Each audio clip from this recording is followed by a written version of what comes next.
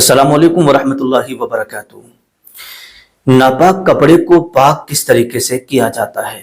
नापाक कपड़े को पाक करने का सही तरीका क्या है? आइएगा, आज मैं इसी के ताल्लुक से कुछ खास बातें आपको बताने के लिए जा रहा हूं और 2 से 3 तरीके नापाक कपड़े को पाक करने के बताने के लिए जा रहा हूं।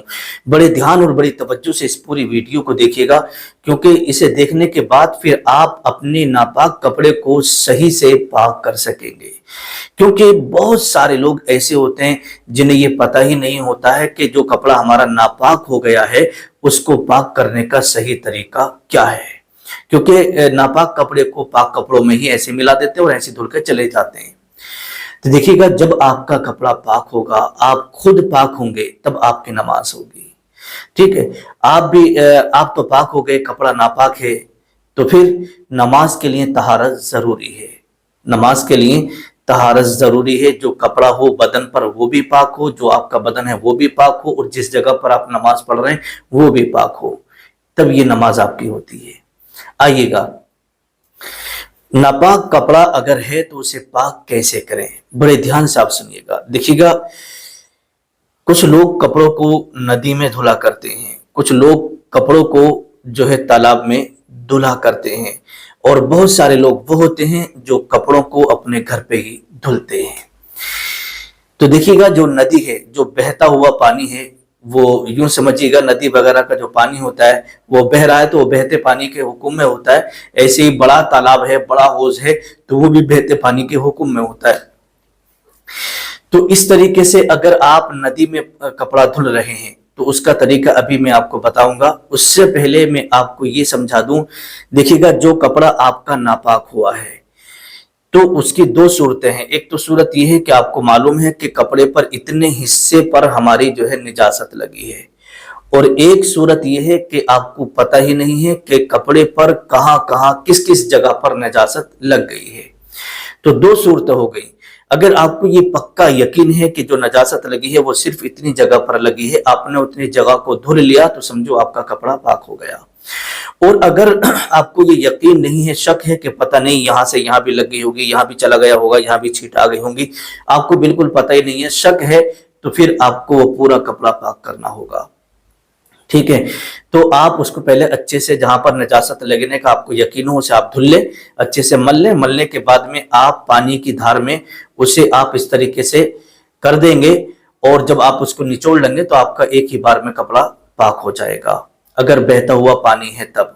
ठीक है, अब आइएगा दूसरा मसला। ऐसे तालाब, बड़ा तालाब है, बड़ा हौज है, उसका भी वही हुक्म है।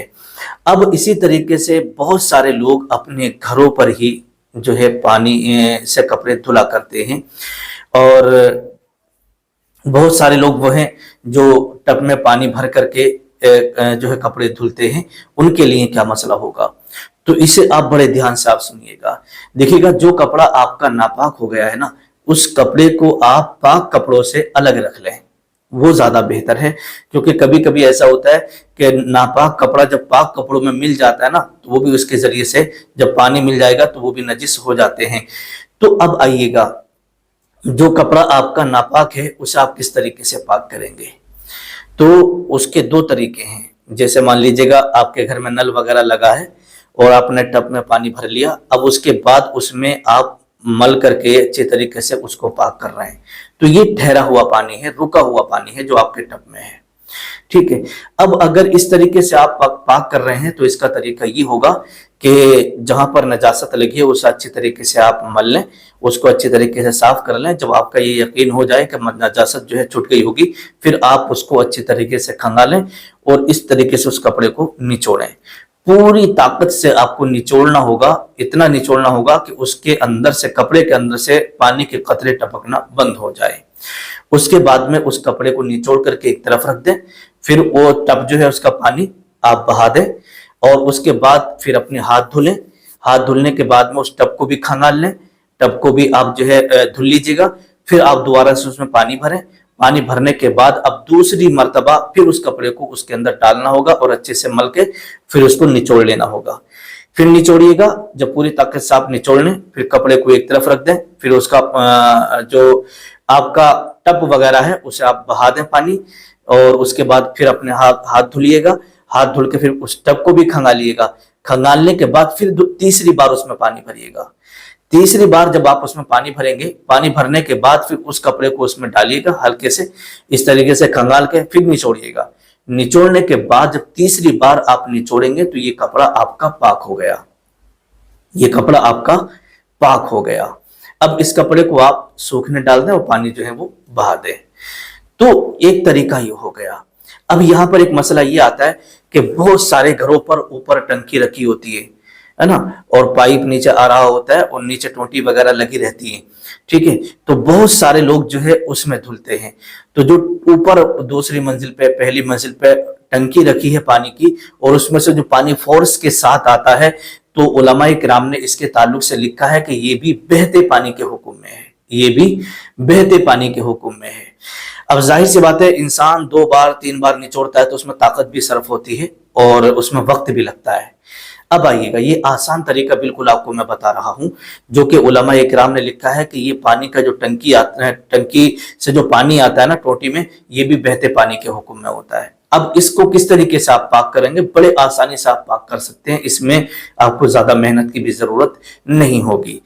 देखिएगा, करना क्या है, आप जो है वो टब में कपड़ा रखते हैं, ठीक, कपड़ा रख दीजिएगा, जो नापाक कपड़ा है उसे आपने टब में डाल दिया और फिर आप टोटी खोल दें। फोर्स के साथ टोटी से पानी आ रहा है, और जब टब आपका भर जाए तो जो कपड़ा आपका टब के अंदर पड़ा है उसे हल्के से हाथ से नीचे कर लें, ताकि जो कपड़े का, कभी कभी ऐसा होता है ना कि पानी में जब कपड़ा होता है ना तो फूल जाता है ऊपर को, पानी से भी ऊपर को कपड़ा निकल आता है, इस तरीके से गुब्बारा टाइप का बन जाता है। तो जब आप उस पर हाथ रख लेंगे तो पानी से नीचे ही कपड़ा रहे, पानी के ऊपर, पानी की सतह पर कपड़ा न आए फूल करके।